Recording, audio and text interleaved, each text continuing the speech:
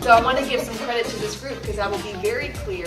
So we are really excited that we just had our second follow-up meeting for our Safer City Summit. All 5 working groups have really been diligently chipping away at what violent crime and what causes violent crime looks like in our community. It consists of about 14,000 residents, and out of those 14,000 plus residents, over 50% of them are in poverty. We're very excited to hear the updates from each one of these groups and how really they're pulling together other community members to make this work.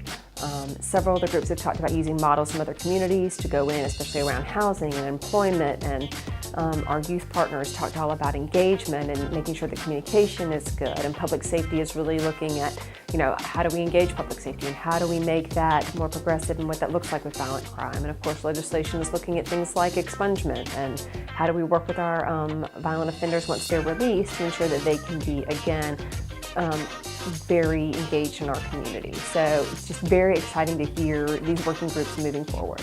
It is very essential that we do continue to build on these groups. We have to have the community vested in what this looks like. We cannot solve violent crime alone, and I think what's very progressive is the police department is reaching into the community saying, we need your help, what can you do to help us?